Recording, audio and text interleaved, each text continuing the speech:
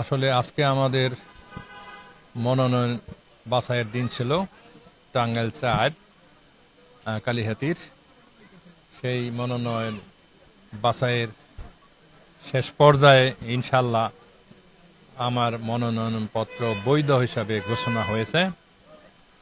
এজন্য আমি সবাইকে, কালিহাতীবাসী এবং কালিহাতী সাধারণ ভোটার নাগরিক সবার প্রতি আমি আজকে সালাম জানাচ্ছি এবং শ্রদ্ধা জানাচ্ছি।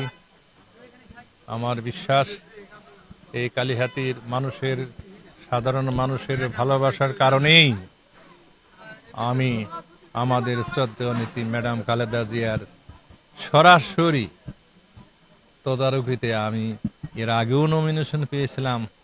এবৎসরও এই কালিহাতীর মানুষের সর্বোচ্চ অনুমোদন যে উনি একজন ভালো মানুষ, কেন বলে আমি জানি না, 70-75% লোক এবারও আমার সমর্থন দিয়েছে এবং তারেক রহমান সাহেবও সেটা তদারকি করেছে। সুতরাং আমি আমার এলাকার মানুষের কাছে খুবই খুবই ঋণী এবং তাদেরকে আমি শ্রদ্ধা জানাই। সঙ্গে সঙ্গে আমি আশা করি, যেহেতু ম্যাডাম খালেদা জিয়ার ওনার জীবনের শেষ মুহূর্তে আমাকে মনোনয়নের সুপারিশ করে গেছে, তারেক রহমান সাহেব আমাকে সরাসরি বলেছে, মতিন সাহেব জোরে সোরে কাজ করে না, আপনি তো বোধহয় হয়ে যাচ্ছেন, এরকম কথা উনি বলতে চাচ্ছে। তাই আমি আশা করি আগামীতে কালিহাতীর সাধারণ মানুষ, নেতা কর্মী, ভোটাররা আমাকে সর্বোচ্চ সমর্থন দিয়ে ইনশাল্লাহ আগামীতে 12ই ফেব্রুয়ারি নির্বাচনে আমাকে জয় যুক্ত করবেন। ইনশাল্লাহ আমি সেই জয়ের মালা নিয়ে আমি জনাব ভারপ্রাপ্ত চেয়ারম্যান তারেক রহমান এবং বিএনপি নেতৃবৃন্দের কাছে যেন দাঁড়াতে পারি। এই অসুস্থতার মধ্যেও যে মতিন তোমার 8 আসনেও আমি সমর্থন দিয়েছিলাম, তাই আজকে যদি আমি কালিহাতীর বাসীর প্রতি অনুরোধ, মেহরবানি করে আমাকে সমর্থন দিন।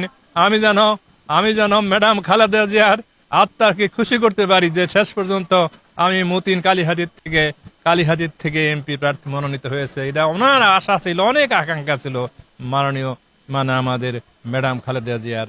তাই আশা করি সবার সমর্থন পাবো ইনশাল্লাহ। সবাইকে ধন্যবাদ, সবাইকে ধন্যবাদ। আমি কারোর সম্বন্ধে কোনো মন্তব্য করব না। ওনারা আমার শ্রদ্ধেয় নেতা।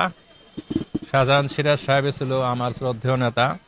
বাংলাদেশের ইতিহাসে ওনাদের রাজনীতির ইতিহাস অনেক বড়।